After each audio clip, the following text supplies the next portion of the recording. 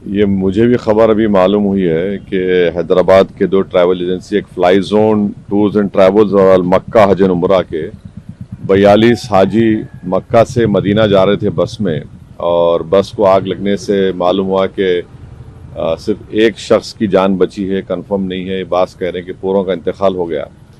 तो मैंने Indian embassy Riyadh में जो डीसीएम है अबू मैथिन जॉर्ज साहब से मेरी बात हुई, और उन्होंने मुझसे कहा कि कौंसल जनरल जिद्दा भी और वो ख़ुद इस पर मालूमात हासिल कर रहे हैं और जो भी ज़रूरी कार्रवाई करना है वो करेंगे।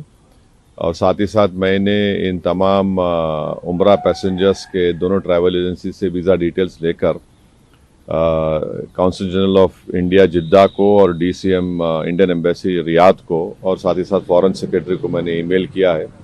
मेरी भारत सरकार से और ख़ास तौर से एक्सटर्नल अफेयर्स मिनिस्टर से जयशंकर साहब से ये रिक्वेस्ट है कि वो इमीडिएटली इस पर देखें, और अगर जिन लोगों की डेथ हुई है उनके परिवार ये चाह रहा है कि उनकी डेड बॉडीज़ जल्द से जल्द इंडिया को लाई जाए, और अगर कोई उसमें ज़ख्मी है तो उनको अच्छी से अच्छी वहाँ पर उनको इलाज हो सके।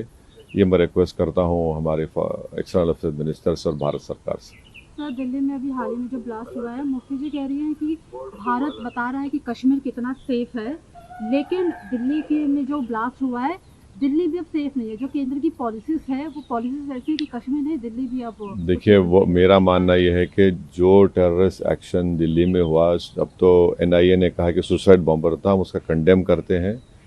टेररिज्म की कोई जगह नहीं है, इसका पूरी तरह से कंडेम करना है। और जिस तरीके से उन्होंने प्लानिंग की, कॉन्स्पिरेसी की, एलिज कॉन्स्पिरेसी की, ये सब बातें आ रही हैं, तो इसमें खुली साफ साफ तौर पर हम उसका कंडेम करते हैं।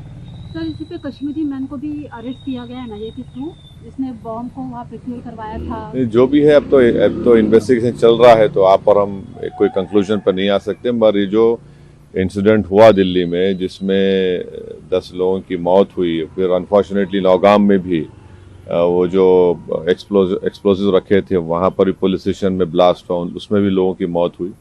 वो भी हमारे लिए तकलीफ दे बात है। Thank you.